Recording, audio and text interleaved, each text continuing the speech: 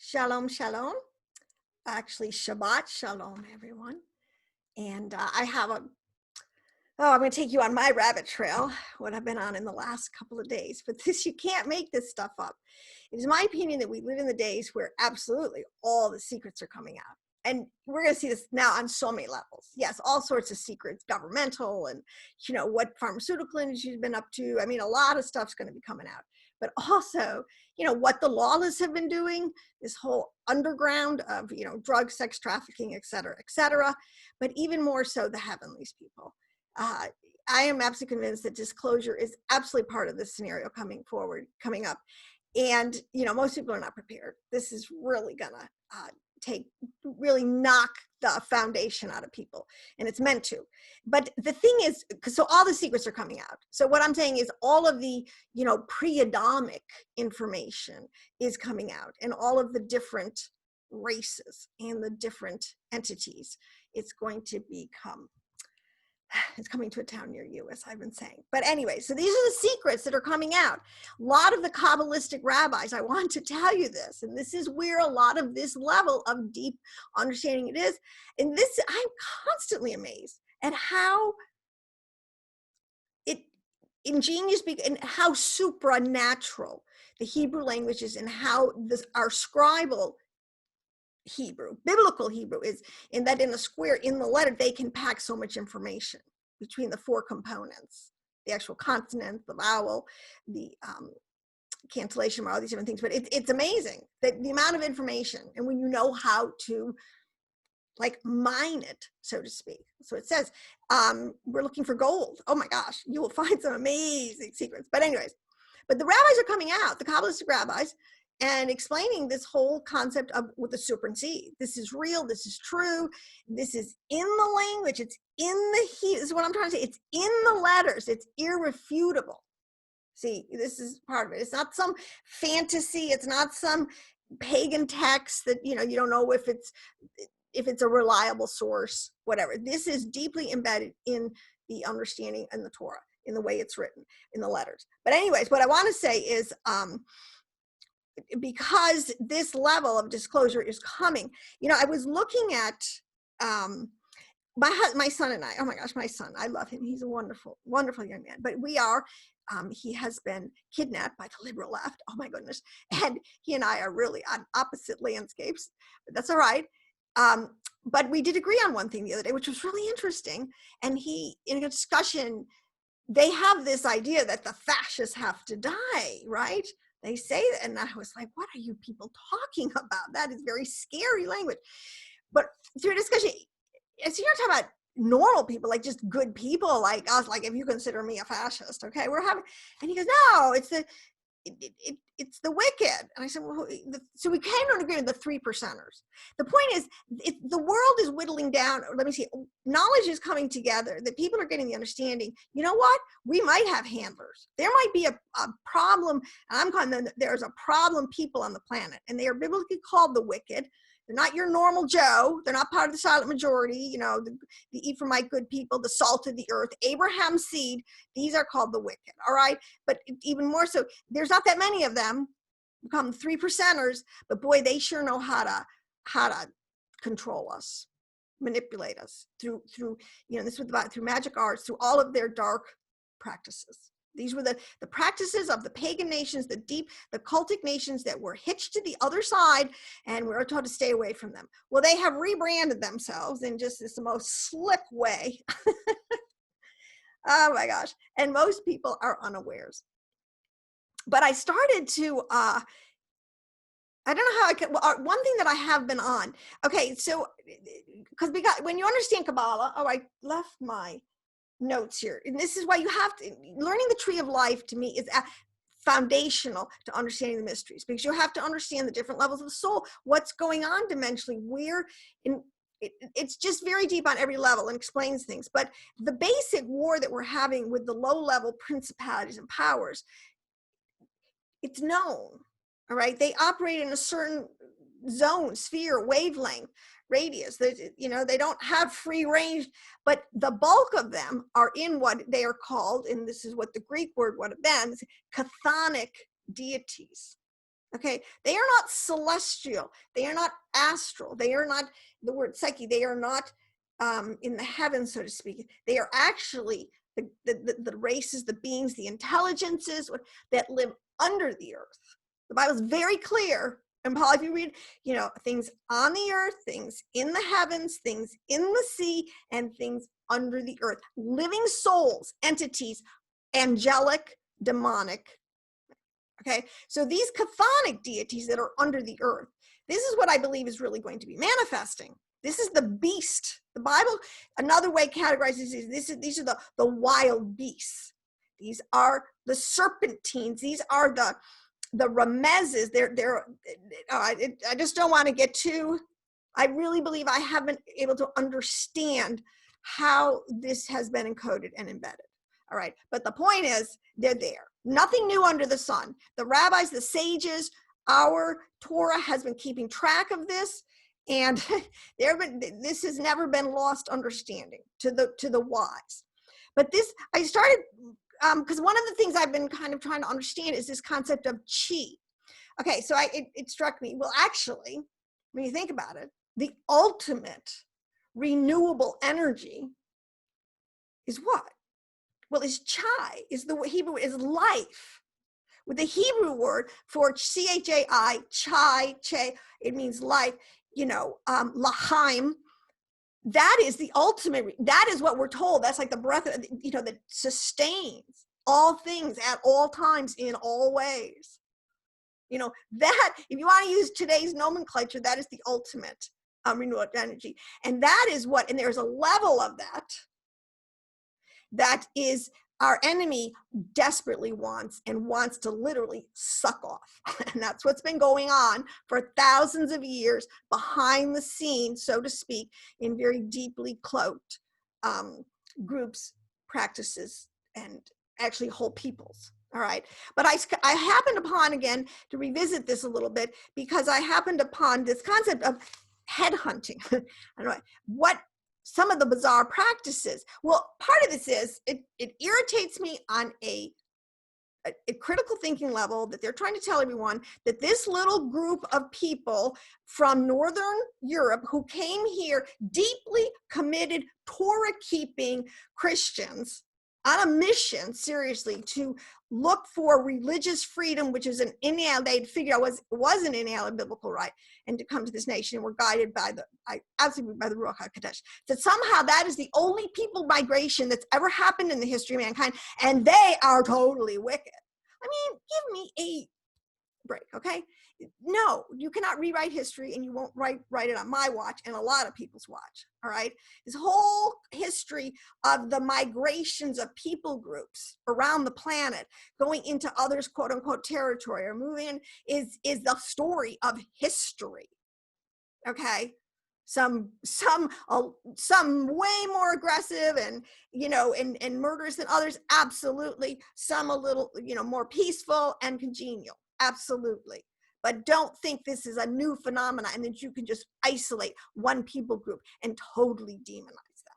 That is such a classic Luciferian trick. Anyways, the wicked, these people, so there was a practice. So I got to screen share this for you really quick so you get an idea of what I'm talking about. Why is it not there?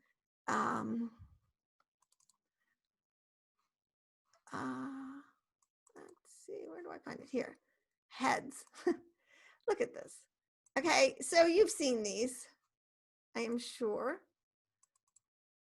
And I was just curious, we've been told what's going on. I mean, these are their enemies. These are their trophies, And even the Bible has a story about putting a guy's head. I think David did it at one point.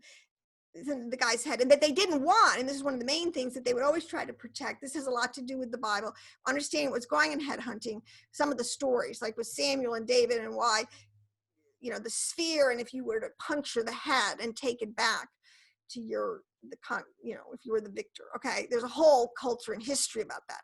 But the point is, what was really going on with these things? And they have found this. This is one of the things. So here is one. They're called. They have a Zampantali. I have no idea how to say this. It's kind of an Aztec word.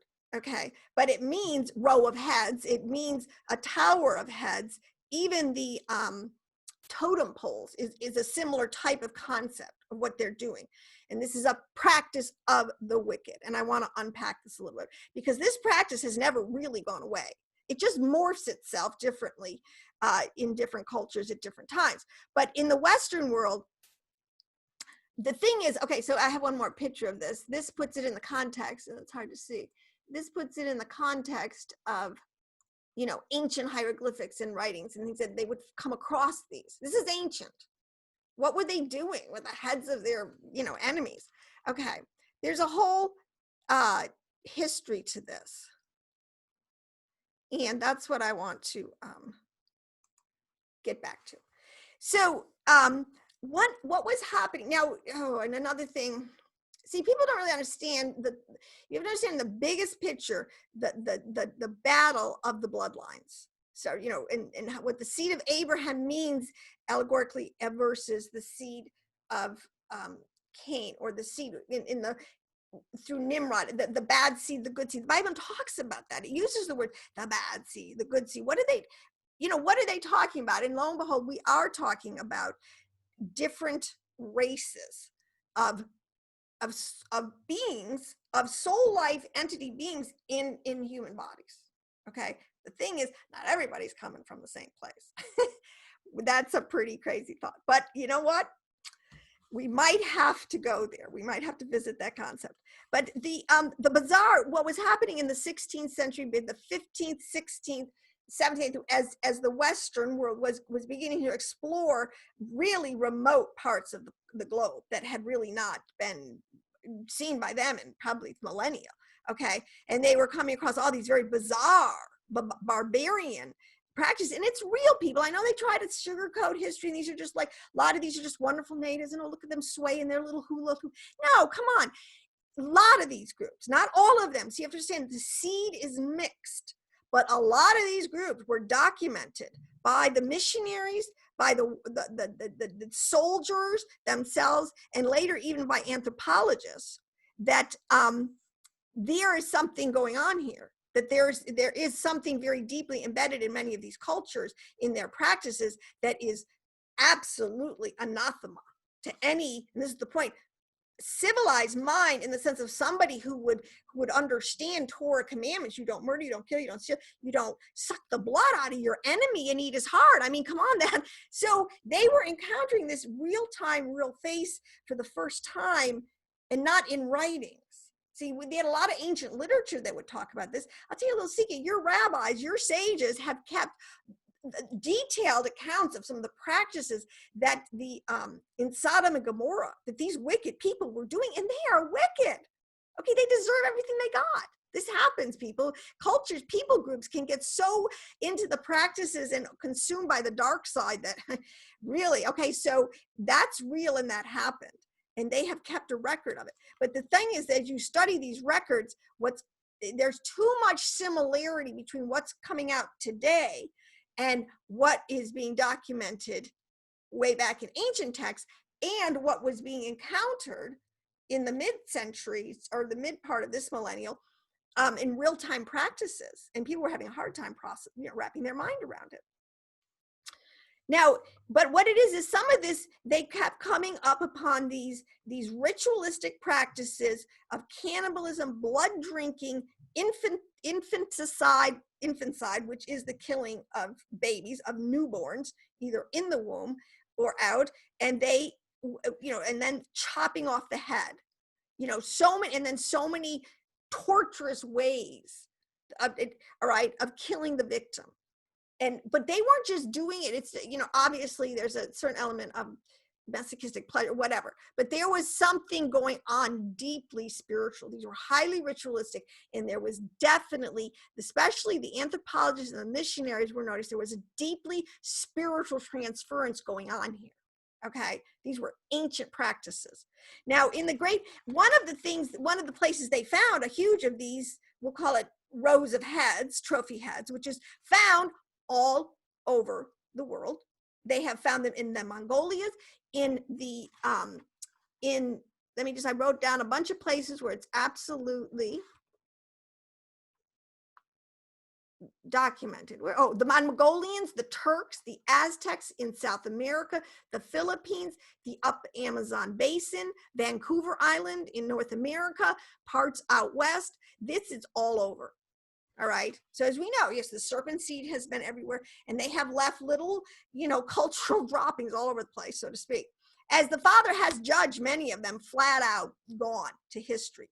When you go down to South America in the jungles, I mean, there's like, and they discover a lot of these ancient temples. But I mean, when Father says he's going to raise a culture to the ground, he's not kidding. And we have seen this with Babylon, with Egypt, with Rome, and a lot of these South African countries. So this is real, people. But anyways, they found in the great temple of Enoch, right? Enoch-alatan. That is the ancient name of Mexico City. Okay, which is great. Aztec has huge underground. It's kind of like Jerusalem. They've had huge levels of archaeological underground. I mean, there's layers of civilizations, but one of them they got down to, they called the Great Temple, and it was of Enoch-alatan. Now, I have a video on this that goes into more detail, but it struck me again, the comparison. Now, you break that word down, it means it literally means son of Enoch in the land of Enoch. It was given to, I think, Titlan. Oh, I didn't look it up, but I know it means son of Enoch in the land, something like that. All right. But Enoch, which Enoch? Now, if you're biblically savvy, if you've been reading your Tanakh, you know there's two Enochs. There is Enoch, who was the seventh from Adam, who was a righteous, holy Siddiq, who gives us some of our most profound pre-Diluvian writings, which have been preserved, in my opinion. And you have Enoch, the firstborn of Cain. Cain, when it all came down and he was expelled, he went off, and it says he built a city. And he named it after his firstborn son. He named it Enoch. So why would this city, Mexico City, be known in the ancient world as Enoch-alatan, and then have archaeologically all levels of, when they get down to these shrines and they uncover things, and they uncover all of these rows of heads or towers of heads, the Zompantili, whatever, okay, connect the dots. All right, so there is something going on here. But it says that Cain, these in what my whole credential is, as I understand world history now, we were most of the time all over the world. Then something cataclysmic or different things would happen. You'd have a dark age, but then people would come back out and roam all over the world. I mean, there's been a lot of civilizations all over the world. And part of the biggest problem to me in history is figuring out, according to the language that the name changes, who is who. It's really, but these practices, see, so the heads, now let's go back to what's going on with the heads of these things, all right? These heads they're called trophy wrecks, and they were sacrifices, real-time, absolute, know what you were doing. So this is murder. Let me put it this way. Torah, according to Torah, this is premeditated murder, all right? You get a live victim, and you absolutely go to town on them, okay? But this practice was done to the god of the dead. Now, in other writings, it has been determined that we are talking, it is the same as the Lord of the underworld, translated a lot of times as Lucifer, or the god of this world. He is the god over the underworld. He is the god, a Lord of death. Now, that is biblical, and that matches what a lot of this Aztec culture, there is this kind of figure, and this figure, this is, it gets into some of the deep stuff and how there is an ability to, I don't want to go there. What I want to say here is he is Lord of the underworld. The underworld is the chthonic world, the world under the earth. Now, if you're a UFO person, or if you've been studying, you know that they're constantly, things are coming up out of the earth. I mean, it's been documented.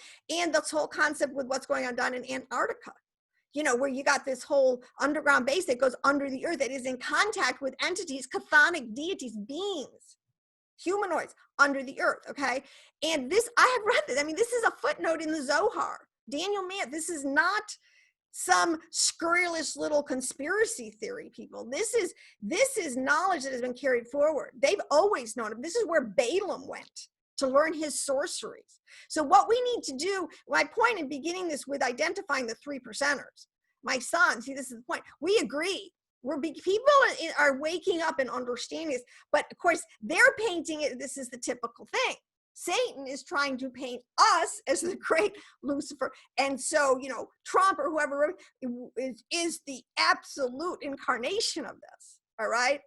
This is the fascist part. But, I totally don't see it that way at all. And so you can see the level of warfare that we're at in this thing. It's really, really crazy. The enemy has but he has painted himself into a corner. And that's what's going to be his undoing. But back to this, I want to say that these rituals, that they release a lot of spiritual energy. This is what they're after. So if you're familiar with, the whole Abimelech, whatever her name is, spirit cooking, if you've seen or aware of some of these videos, the Out of Shadows, the documentary, and this whole underbelly, that is the Epstein thing, connect the dots, this underbelly is alive and well. It is called the spirit of lawlessness. This energy, this spirit, those people that are connected and draw and suck in very horrific ways, powers and energies from their dark side, but also from us. Now, let me get into this. This is, so I guess the thing is, even for my Christians, you just don't have enough depth of understanding the spiritual dimensions that is housed in this deep level of knowledge and understanding. You just don't. I'm sorry, and it's not an insult, but if you want to get there, you can get there and get there fast. All right, which I think we just, it can be done. So this level is also always referred to in the text. They're trying to, because nature is your teacher. They're always, in how you and how they operate, they're always like the spider, snakes, the scorpions, the lizards, the low, the low to the ground. They're called really the rems in the Hebrew word, the creeping things. All right. And we just got to get above them. So anyways, and we're not talking about real scorpions here. We are talking about an energetic intelligence that houses itself in things and acts like that. All right. And very wicked, and they hide and they pound, everything about it is absolutely true. So the stealing of this soul substance that they're doing, there's a thing in Kabbalistic literature, it is called chi. It's called prana. I think prana in Hinduism, it's called chai. I'm sorry, there's three, qi, chi, cha, and prana are the three words in cultures that people pretty much identify as the same. We're talking about the same thing. All right. This is stealing the soul substance. This is what Nimrod again perfected when he was a hunter of men's souls. And people, this gets so deep. Where even your soul after death, the battle that is going on for your soul after death, reflected in this. Now, I totally understand, like, what was going on? What was the devil and Michael disputing over the bones of Moshe for? Like, what? Why do they care? Why does the devil care? But yeah. Where you get, I saw it. Who knows if it's true? Somebody put on Facebook or wherever it was that Hillary Clinton was absolutely livid or avid that she was going to get access to the bones of Nebuchadnezzar, right? Nimrod, back, because they have the corpse, they have this, all right? And she was, because there's something, they're looking for the soul substance, all right? But it was believed that it was created, it was a certain spiritual or supernatural benefits were transferred. This is called stealing the garments. And Esau and Jacob, and Adam's garments were stolen. That's how, the God of this world, that's how the God of the underworld got to be the God over this world, because he stole. I'm deep, and I just let me throw that out there. Can't even begin to unpack it. But this prana or life force it's in the nephesh blood. So bones, we know that the life of the flesh is in the bones. There is something extremely metaphysical, supernatural, that still can be accessed in the bones. And your skull, your head, is a major bone area that contain some of the most important organs in body earth, you know, in humanoid, okay? Our brain and our heart. You know, there's no reason why those are the two most targeted, and the genitals. Seriously, people. This is inherent. Thereafter, the life that is in the flesh, that is in the bone. Okay, the spirits of these victims, they believed could serve, and this explains a lot. Again, a lot of mythologies. You know, you read Lord of the Rings and stuff. Where are these people getting these ideas from? All right, this ancient mythology is true. It's just that we've never taught how to wrap our minds around it. The ancients had no problem wrapping their mind around it, and they also still were deeply involved in it, and they also much of their ritual and practice was very much still connected quickly to this world, so to speak. So the spirits of these victims would serve their killers in the spirit world. These headhunters, now there's a whole class of in those cultures, they're called headhunters, and they literally are this probably like the Sicarii. They're dedicated to going out and getting victims to bring back to their village, where they would ritualistically and horribly, you know, do all sorts of things to the bodies and to the heads, and they would take the head as a trophy, and they would suck. And the thing is, it says, this is why it says it's even shameful to speak of the things they do in darkness, because it's so nasty. It's like, just come, Lord, just come, Yeshua, come, Lord Jesus, just end it now. I can't, no sane person could want this to go on for another second. But it is coming out. The Father said he would lift the skirts of the wicked, and he is doing it. Oh my gosh. But anyways, but the more torture, the more pain, the more pressure, the more power. No pain, no gain. Oh my God, what a sick phrase now sometimes when you, all right. So the life of the flesh that is in the blood was Adamic. And see, this is the point, they were after the Adamic the Adamic life force that was in the blood, because that was breathed in by Yahweh Elohim, and that had a higher level of functionality ability and that's like, that would allow a person, if they had access to it, okay, to access great power through it. I mean, this is real. I guess we just don't understand this whole power of transference, whatever. But it is the link to the command. See, because what's on Adam is a birthright. When the Father, Adam and Eve, and he blessed them, he said, now be fruitful and multiply. There is this is why this, let me say this, if you study this in that head hunting and all of these rites that they do to torture the victim, to get this nefesh chai at the highest level of release, whatever, this will bring them, they do it because it will bring them fertility, their village, for their crops, for their livestock, and for themselves. Now that is a whole bit, these things are absolutely tied to fertility rights, all right? And again, fertility rights. Why do you, all right, I'll get to my, but the point I want to make about the fertility rights is this, to be fruitful and multiply was only on Adam. He didn't put that on the fish when he created him. He didn't put it on the beasts or I mean the behemoth, the cattle. He didn't put birds. It's on the Adamite. And see, that's the point. And that's what they're after. That's our treasure. That's what we keep giving away, mainly now because we're just so stupid. But this is linked to the command to Adam to be fruitful and to be multiplied. All right, and that has a whole teaching and history on itself. This is a lot of these, okay, so that's so sick, the practices. This is why we are seeing such a huge abortion mill industry today, people. It's real and it's true. They are organ harvesting and they are fetus harvesting to feed into these wicked practices. And it's coming out, and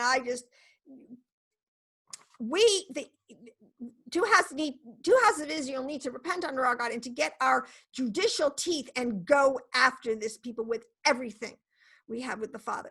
But these charms, this energy was then contained. This is what we're seeing in so much of these ancient artifacts, which also ties right into an idol of wood or stone. They would believe that they would take that spirit, take that energy, they would put it into the container, the vessel, which is totally, and that done in death, the more power obtained from the ritual death and pain cause of the newborn and newborns and fetuses are best. That's all from ancient writings, and that's all what's coming out today. There's cannot possibly be a disconnect there. There absolutely has to be. In 2012, there was a British man arrested with 6 human fetuses. And what he had bought in Thailand, and he was hoping to sell in Taiwan. I mean, the statistics, is in 2010, there was and I don't want to name in a pagan monastery, they found 348 fetuses sourced from abortion clinics. Now, this is a practice, see, that there are many ways to fight. You can't just go steal children, you can get them. There's many ways to obtain your desired product, so to speak. All right. And that's part of which has to be shut down. But this is still alive and well and flourishing, and there really is something to this. Another thing that brought this up was because, I have a friend, a Facebook friend, and beautiful Christian girl, but she's like liberal to the hilt and doesn't see any of this and is now kind of mocking. This is the new thing. Oh yeah, these Republicans, they think there's a bunch of reptilian blood sucking, that the Democrats are reptilian blood sucking. And I'm like, and I try to there is a certain element of truth in this. There is an infestation. There is a viper infestation in your party, girlfriend. Don't you see this? But because of the compassion porn, which is what the enemy is using over good, especially good, even my people, because they want to do good, but they don't know how to do good, because they don't have any Torah standard, they cling to these kind of slogans, this level. They just play on the emotions and the compassion that is in good people. We just got to get wise, up our game. So zombies, then you get into the whole history, zombies and the soulless, and there's just, I want to stop because what's the point? There's just these dark practices. We just have to pray. You need to be, especially as we go into the end times, because back to my original presupposition, I do believe that, a decade of disclosure and everything's coming out. Expect the chthonic deities to manifest in whatever lie, shape, or form they want. I don't really care. I feel confident that I understand it and how to judge something according to its fruit, okay? And the astral angels, that's another whole area that I will probably talk about next. We are in a war, the sons of darkness versus the sons of light. There really is no contest, but the sons of light better start getting their light gear. Wake up, people. It's getting very late. And get oil in your lamp. So on that note, shalom, shalom, and I will see you next time. Like this, subscribe, share it. We just need to continue to press on and get as many people awake as we can. I will see you.